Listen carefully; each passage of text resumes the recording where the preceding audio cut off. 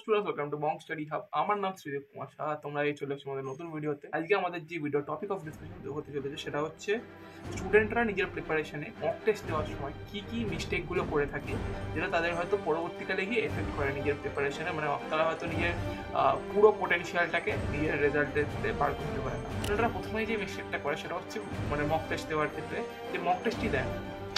মানে আজকে স্টুডেন্টরা এটা ভাবে যে না আমার আজকে পুরো সিলেবাস হয়ে যাক, বা আমার আজকে কি বলবো মানে অনেকটা সিলেবাস কভার হয়ে যাক, তারপরে আমি মক টেস্ট দেবো। কিন্তু এরকম ভাবে কিন্তু জিনিসটা ওয়ার্ক করে না। আর একটা আমি খাতা তৈরি করব যেখানে আমার সব পুরো অ্যানালিসিসগুলো থাকবে, সেটাকে আমি মোটামুটি 2-3 দিনে একবার করে রিভাইজ করতে থাকবো। ভুল অনেক রকমের হয়, ভুল সিলি মিস্টেকও হয়, ভুল ক্যালকুলেশন মিস্টেকও হয়, ভুল কনসেপচুয়াল মিস্টেকও হয়, ঠিক আছে। ভুল হয় অনেক সময় তুক্কা মার থেকে মিস্টেক হয়। তো তুমি যতক্ষণ না সেই ভুলগুলোকে নিজের টেস্টে আইডেন্টিফাই করবে ততক্ষণ কিন্তু তুমি আজকে কি বলবো নিজের পুরো পোটেনশিয়ালটাকে বার করতে পারবে না নিজের পেপারে। মক টেস্ট যখন আমরা দেওয়ার কথা বলি, আমাদের দু রকমের মক টেস্ট চলে আসে। একটা তো পার্ট টেস্ট, একটা হচ্ছে ফুল টেস্ট। এবার সাপোজ যারা আজকে সিলেবাস 50-60% কভার হয়ে গেছে, ওভারঅল পিসিএম এর কথা বলছি, বা আমি হাই ওয়েটেজ টপিক, মানে এটা আমি ওয়েটেজ ওয়াইজ বলছি, নট চ্যাপ্টার ওয়াইজ, ঠিক আছে। যারা হয়তো 50-60% ওয়েটেজ মানে হাই ওয়েটেজ চ্যাপ্টার মোটামুটি কভার হয়ে গেছে, সেই ক্ষেত্রে আমি কি বলবো যে তোমরা আজ থেকে ফুল টেস্ট দাও। হ্যাঁ, ফুল টেস্টে তোমরা হয়তো খুব ভালো স্কোর করতে পারবে না, it is true, it is very true, but at the same time তোমরা আজকে নিজেদের যেই চ্যাপ্টারগুলো করা আছে সেখান থেকে তোমরা বুঝতে পারবে যে এখান থেকে যদি আমার কোয়েশ্চেন আসে তাহলে আমি কিরমভাবে ডিল করবো full test out of every chapter, ঠিক আছে। কারণ সিলেবাস তো সত্যি বলতে কোনো পয়েন্টেই কভার হবে না। এক্সাম দিতে যাওয়ার আগের দিন অবধি তোমাদের কিছু না কিছু একটা তো থেকে যাবেই, যেটা তোমার মনে হবে যে না মানে আমার তো এই টপিকটা উইক থেকে গেছে, বা আমার হয়তো এটা পড়া হয়নি, ঠিক আছে। সো শুধু এইটার জন্য নিজেকে লিমিট করে রেখো না প্লিজ। আর তা বাদে আমি যেটা আর একটা বলবো, যাদের আজকে 20-30% সিলেবাস কভার হয়েছে তাদের দেওয়া উচিত আজকে পার্ট টেস্ট। পার্ট টেস্ট কোন চ্যাপ্টারগুলো যেগুলো হয়তো তোমার এই কভারেজ মানে কভার চ্যাপ্টার্সের মধ্যে পড়ছে, তোমরা আজকে যেই এক্সাম থেকে মেজর ফোকাস থেকে প্রিপেয়ার করছো, সেটা WBJEE হোক যেই হোক, তোমরা সেই প্যাটার্নেরই কিন্তু মক টেস্টগুলোকে ভালোভাবে দেবে, ঠিক আছে। সো এটা আমাদের হয়ে গেল কি ফার্স্ট পয়েন্ট।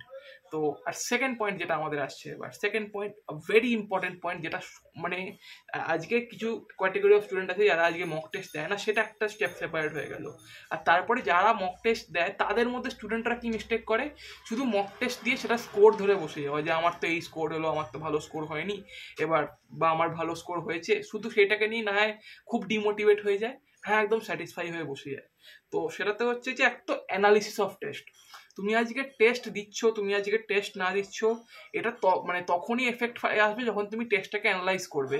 যখন অ্যানালাইজ করে তুমি দেখবে যে তোমার আজকে কি বলবো মানে কত পার্সেন্টেজ অফ মানে তুমি কি ভুল করছো, তুমি কি টাইপের ভুল করছো। কারণ তুমি নিজের যেই ভুলগুলো আছে সেগুলোকে তুমি যদি না বার করো, সাপোজ কোথাও একটা বলেছিল যে which of the following is false, ঠিক আছে, তুমি সেটাকে which of the following is true পড়ে নিয়েছো, ঠিক আছে।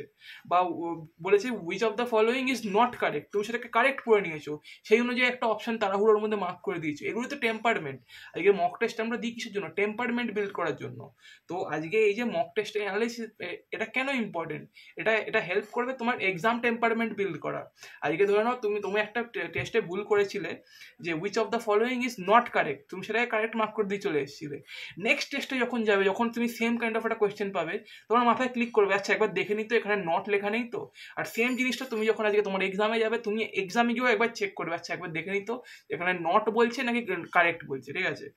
সো এটা হয়ে গেল সেকেন্ড পয়েন্ট, যে স্টুডেন্টরা আজকে মক টেস্টের অ্যানালিসিসটাকে প্রপারলি করে না। তো এবার আসছে আমাদের থার্ড পয়েন্ট। তো থার্ড পয়েন্টে যাওয়ার আগে একটা জিনিস আমি বলবো, WBJEE লেভেলে মানে আমি নিজের সময় আমি দেখেছি খুব কম মানে কি বলবো কোচিং সেন্টার্স আছে বা যারাই আছে মানে মক টেস্ট প্রোভাইড করতে পারে। আর মক টেস্ট যারা প্রোভাইডও করে তাদের মধ্যেও পার্ট টেস্ট কিন্তু তুমি দেখবি যে খুব বেশি কেউ প্রোভাইড করতে পারে না। তো আমরা বং স্টাডি হ্যাব অ্যান্ড টিম তোমাদের জন্য স্পেশাল পার্ট টেস্ট ডিজাইন করেছি, ঠিক আছে।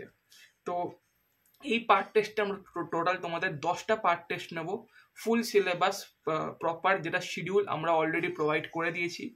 তো এই মক টেস্টে তোমরা চাইলে জয়েন করতে পারো। আমরা অলরেডি আমাদের যে ফার্স্ট মকের সেটা ডেমো তোমাদেরকে প্রোভাইড করে দেওয়া হয়েছে আমাদের হোয়াটসঅ্যাপ গ্রুপে। তো হোয়াটসঅ্যাপ গ্রুপটাকে একবার জয়েন করে নিয়ে তোমরা আবার পেপার লেভেল দেখতে পারো। তোমরা আবার দেখতে পারো যে হ্যাঁ এরকম কোয়েশ্চেন, যেরকম কোয়েশ্চেন এরা পার্ট টেস্টে দিচ্ছে এরকম কি পিওয়াইকিউতে আসে, এরকম কি মানে এটা কি রেলেভেন্ট মনে হচ্ছে। তোমার যদি মনে হয় যে না এই কোয়েশ্চেনগুলো সত্যিই রেলেভেন্ট, তাহলে তুমি আমাদের ব্যাচ অ্যাভেল করতে পারো। এটার প্রাইস 1499 আপ টু WBJEE এটা।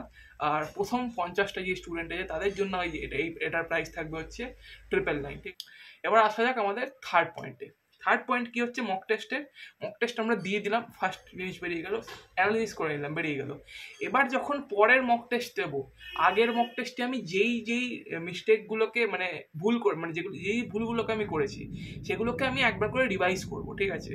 মানে কি করব, সাপোজ যেমন আমি বললাম যে নট কারেক্টের মধ্যে আমি হয়তো পার্থক্যটা করতে পারিনি। তো নেক্সট টেস্টে বসার আগে আমি আগের টেস্টের ভুলগুলোকে আবার আগের টেস্টের যে কোয়েশ্চেনগুলো আছে সেগুলোকে পারলে একবার প্লেন পেপারে সলভ করব। আর একটা আমি খাতা তৈরি করব যেখানে আমার সব পুরো অ্যানালাইসিসগুলো থাকবে। সেটাকে আমি মোটামুটি 2-3 দিনে একবার করে রিভাইজ করতে থাকবো বিফোর দ্য নেক্সট টেস্ট। আর এরমভাবেই আমাদের রিভিশন দেবো, মানে রিভিশন করবো, আবার মক টেস্ট দেবো। নেক্সট টেস্টে যে মিস্টেকগুলো হবে সেগুলোকেও নোট ডাউন করবো। এরকম 3-4টে মক টেস্ট দেওয়ার পর তোমরা পাবে হচ্ছে একটা কমন মিস্টেক প্যাটার্ন, ঠিক আছে। সেই কমন মিস্টেকগুলোকে এবার ভালোভাবে ফোকাস করতে হবে। এবার সেই হয়তো কনসেপচুয়াল যদি মিস্টেক হয় তাহলে সেরকম কোয়েশ্চেন প্র্যাকটিস করতে হবে। সিলি মিস্টেক হলে সেই বলতে গেলে মিস্টেকগুলোকে মুখস্থই করে নিতে হবে যে এরকম টাইপের যদি এই কোয়েশ্চেন আসে আমি এই ভুলটা করবো না, ঠিক আছে। এটা কিন্তু এক্সাম টাইমে অনেক ম্যাটার করবে, ঠিক আছে। ক্যালকুলেশন মিস্টেক হলে তোমার যে ক্যালকুলেটিভ কোয়েশ্চেন প্র্যাকটিস করতে হবে। তো মোটামুটি এই তিনটেই আমি দেখেছি যে স্টুডেন্টরা এই তিনটে ভুলে নিজের প্রিপারেশনে করে থাকে। সো আজকে এই ভিডিওটা আমি এখানেই শেষ করতে চাইবো। এই ভিডিওটা যদি তোমাদের ভালো লেগে থাকে তো ভিডিওটাকে লাইক করো আর চ্যানেলটাকে সাবস্ক্রাইব করো। আর তোমরা এরপর আর কোন টপিকে কিরকম ভিডিও চাও তোমরা কিন্তু আমাদের কমেন্ট করে জানাতে পারো, আমরা চেষ্টা করবো এই টপিকে ভিডিও আনার। So till then, bye and have a great time.